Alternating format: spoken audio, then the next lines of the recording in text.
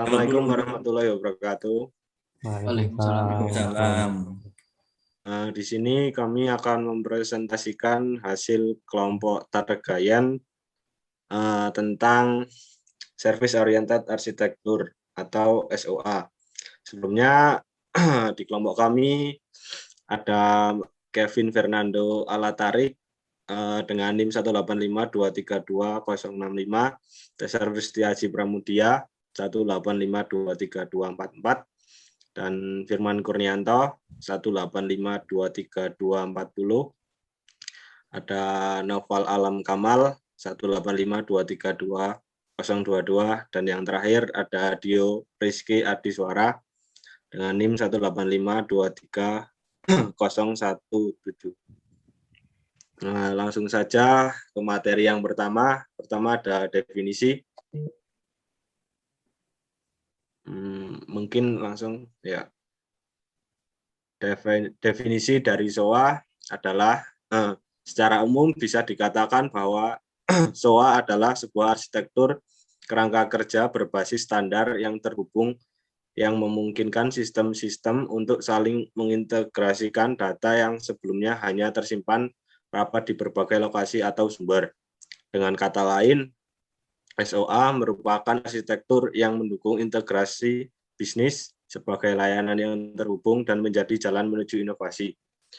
SOA juga menjadi strategi bisnis berbasis teknologi dan hasil evolusi untuk mengintegrasi berbagai sumber informasi dari sumber kode ataupun platform yang berbeda-beda.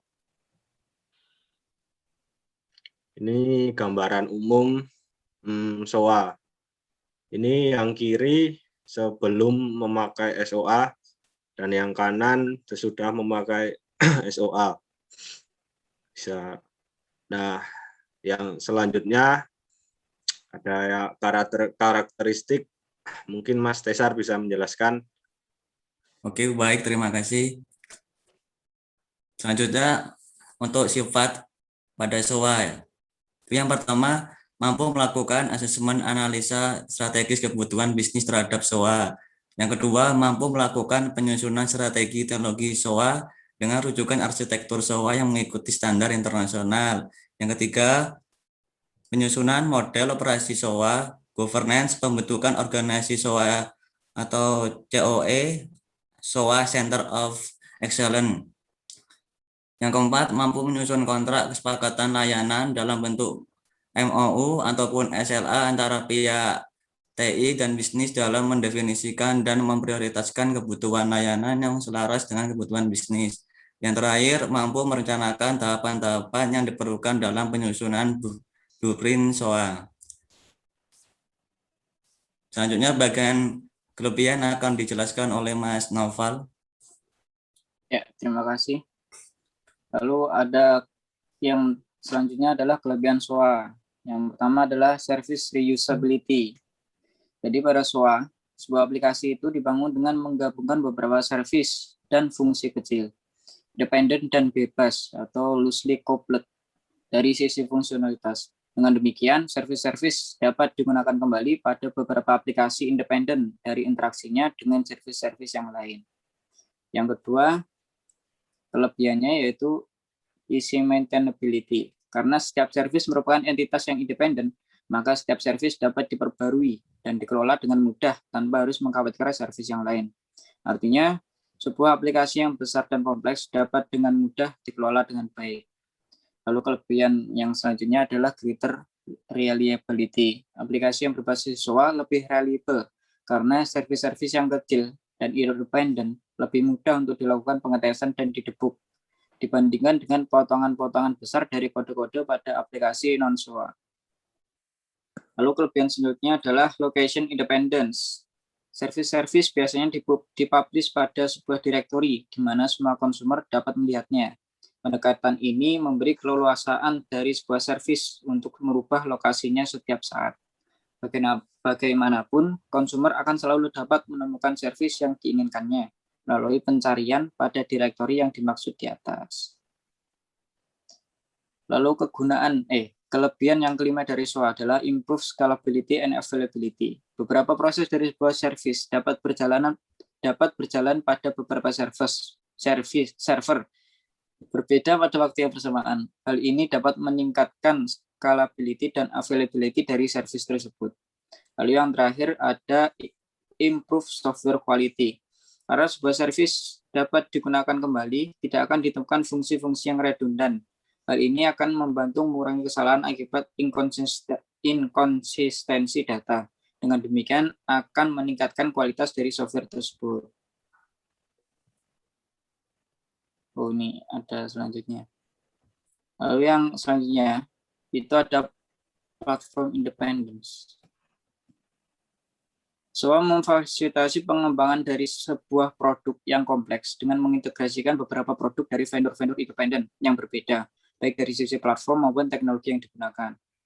Lalu ada increase productivity. Para developer dapat menggunakan kembali aplikasi legacy dan membangun fungsi-fungsi tambahan tanpa harus mengembangkan semua hal dari awal. Situasi ini meningkatkan productivity dari para developer dan pada saat bersamaan akan mengurangi biaya pengembangan dari sebuah aplikasi secara substansial. Mohon maaf, ini tadi ada kesalahan penomoran. Lalu yang bagian keempat itu penggunaan akan dijelaskan oleh Mas Dio. Baik, terima kasih. Yang keempat, penggunaan dari SOA. Yang pertama itu ada Cloud Adapter. Selain untuk membuat web service, menggabungkan beberapa web service untuk membuat web service baru dengan tujuan yang berbeda, Oracle SOA juga menyediakan konektivitas berupa adapter. Oracle SOA sangat memperhatikan komunikasi dengan sistem luar. Oleh karena itu, disediakan beberapa adapter yang mengacu ke kondisi pasar saat ini. Selanjutnya, yang kedua ada mobile integration. Oracle SOA memudahkan komunikasi antara aplikasi enterprise dengan perangkat mobile. Pada Oracle SOA versi terbaru telah dilakukan pengembangan terkait dengan komunikasi antara aplikasi bisnis dengan perangkat mobile dengan menggunakan web service, REST API, dan JSON, sehingga data dan layanan yang dibutuhkan dapat dikirim dengan waktu yang relatif cepat.